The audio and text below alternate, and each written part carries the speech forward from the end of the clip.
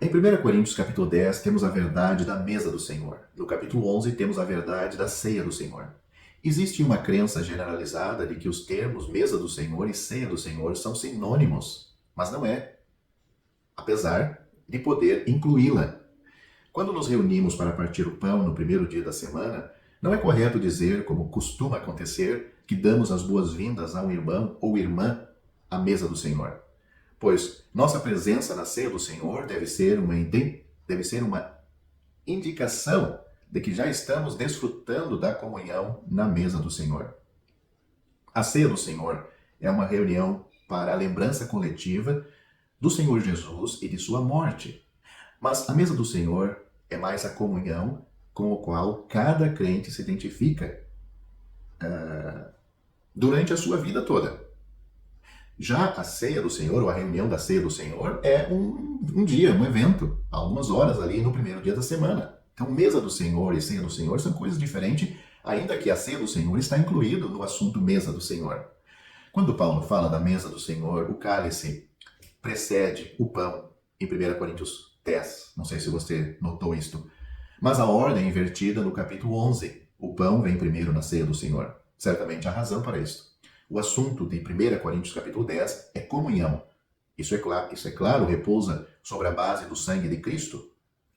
Comunhão com Deus e comunhão com os irmãos. Também deve ser notado que o batismo mencionado em capítulo 10 de 1 Coríntios precede a ceia do Senhor, que nós temos já no capítulo 11.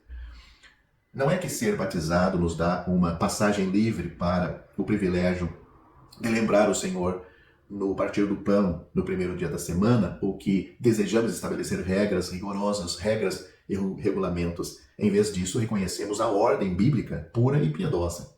Também é verdade, devemos admitir que, se não estamos vivendo do bem de nosso batismo, ou sendo fiéis a ele, então não podemos desfrutar plenamente dos privilégios da comunhão da Assembleia local, da qual a ceia do Senhor faz parte.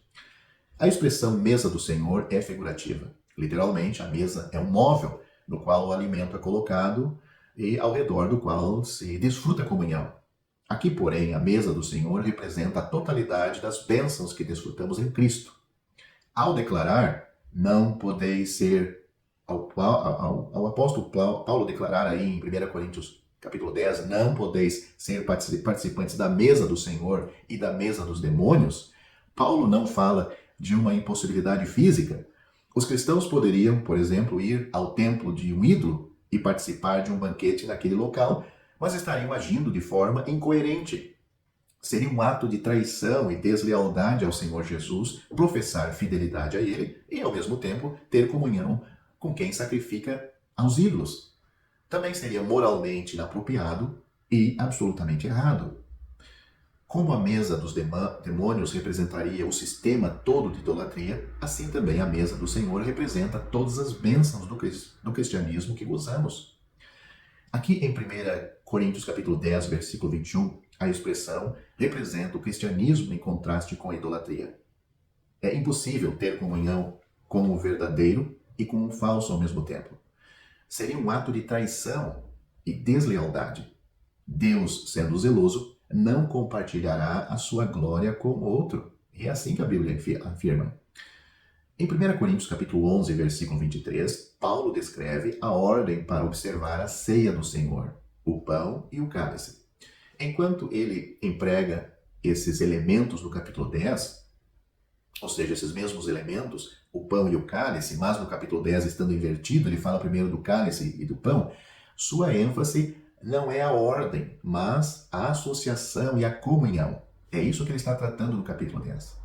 Ao longo do capítulo são dados exemplos e exortações de conduta que resultem em associação. Isto no capítulo 10 de 1 Coríntios. Israel começou bem com Deus. É isto que ele trata no capítulo 10, do versículo 1 ao 4.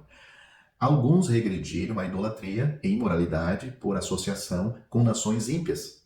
É isto que ele trata do versículo 5 a 10 do capítulo 10. Todas essas coisas lhes aconteceram como exemplos. Note o versículo 11 deste capítulo 10.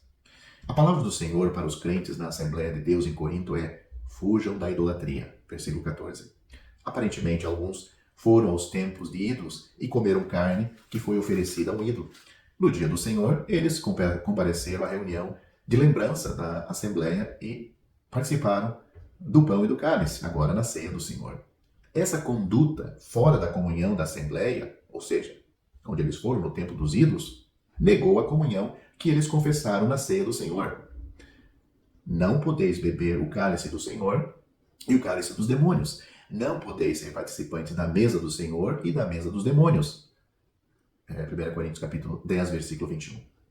O foco, portanto, no capítulo 10 é a comunhão, que deve regular as associações do crente. Mencionando o cálice antes do pão, no versículo 16, Paulo enfatiza essa comunhão espiritual. O fundamento do relacionamento e comunhão do crente com Deus é a comunhão do sangue de Cristo.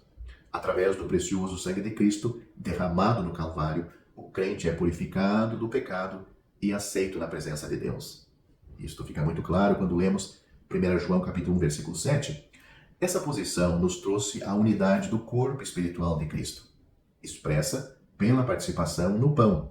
1 Coríntios capítulo 10, versículo 17. Referindo-se ao cálice, Paulo o chama de o cálice de bênção.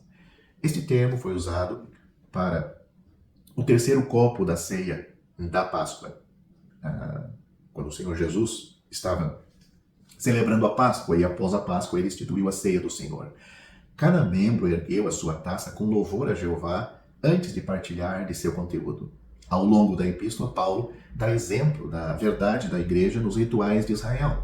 Leia 1 Coríntios capítulo 3, versículo 17, capítulo 5, versículo 7 e agora capítulo 10, do versículo 1 ao 11. Ele usa o terceiro cálice da Páscoa para lembrá-los de sua participação no cálice da lembrança a cada dia do Senhor. Ao fazer isso, louvamos e confessamos Jesus como nosso Senhor e Redentor.